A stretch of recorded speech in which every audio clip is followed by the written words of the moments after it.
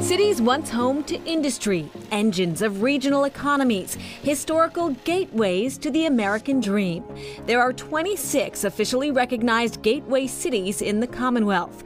Just making the Massachusetts cut on the South Coast state line is Fall River. Battleship Cove, the Braga Bridge, Portuguese bakeries. Those immediately come to mind, but the owner of the oldest eatery in Fall River leads with this. Hills, Mills, and pork pies. Amy Johnson married into the Hartley's original pork pies legacy.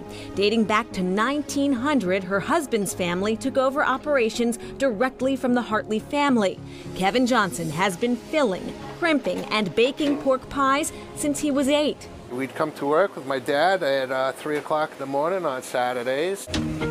Current day, from 4 a.m. to 2 p.m., 6 days a week, there's a constant hustle at Hartley's. Not too many husbands and wives can work together and live together, and just, yeah, we make it go, you know?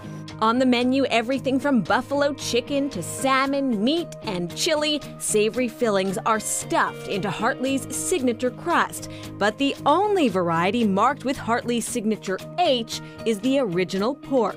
Nothing has changed. We follow the recipe that was handed down to us from the Hartleys.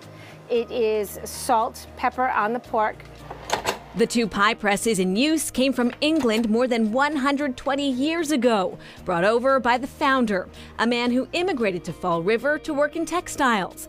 Fabric mills are what made the city a destination, starting in the 1800s. Thomas Hartley did not like the mill work, so he opened up this little storefront here, and the pies were 5 cents. It is ironic that the vegetarian reporter is the pork pie pioneer of Chronicles, so our very talented videographer Jen is going to taste for us.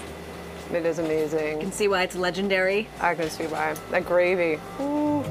Whether it's the gravy, the fillings, or the crust cozying it all together, customers agree there's just something about these pies and these people. I don't know what spices they use. I have to know, because whatever it is, it triggers something in my brain that just makes me want more. Hi, JJ. How are you? Well, they're always happy. They're always greeting people. Come every day, either for a chicken, chorizo. The chorizo pie, a nod to the flavors many Fall River residents grew up with. More than 40% trace their roots back to Portugal. I need very accurate measurements. Diogo Machado, a mural artist from Portugal known as AdFuel, came to Fall River as part of a street art tour. Murals, they generate conversations. It's just a beautiful way to bring people together in a community. Creating community and revitalizing city spaces are goals of Beyond Walls, the organization that brought mural artists in from far and near. Greg Peniston attended grade school in Fall River. Note that this piece in particular is informed by old block print patterns from textiles that were produced right down the street in the early 1900s. Founder of Beyond Walls, Al Wilson. The former industrial cities of the Commonwealth, mass development calls these gateway cities, and they're really fantastic cities, right? Extremely diverse, varied architecture, which for us makes great canvases. It was Mass Inc., an independent public policy think tank that coined the term Gateway City. 2007, I think, was when we did this first Gateway Cities report. Ben Foreman is executive director of their Gateway Cities Innovation Institute, created about a decade ago. To help Gateway City leaders coalesce around a shared policy agenda and elevate the idea of gateway cities as important places in our Commonwealth. After a period of turmoil that saw a former mayor go to federal prison for fraud and corruption, he sees good things happening in Fall River. I think the consensus is they've turned the corner. I think people feel much better about investing in the community. He notes state incentives are encouraging development. The South Coast Rail project is underway, and arts are flourishing. It's amazing what actually spray paint can do. Ashley Okino and Patty Rigo are both leaders of community organizations that collaborated on the mural project.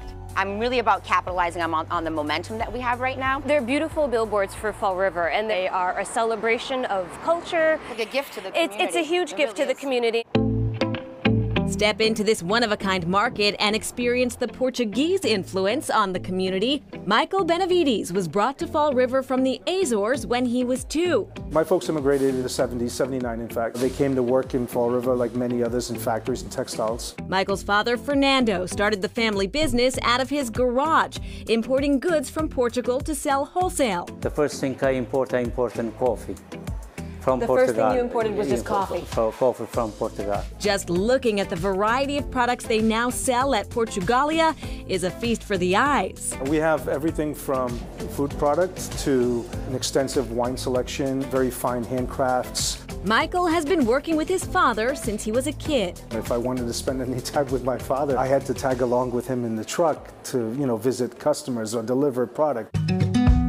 Fernando says back then he could have never imagined how much the business would grow.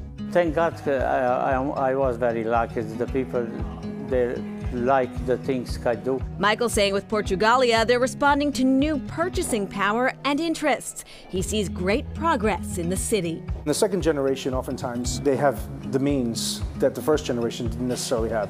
And they're looking for, finer goods. I think Fall River, it's rebounding for sure.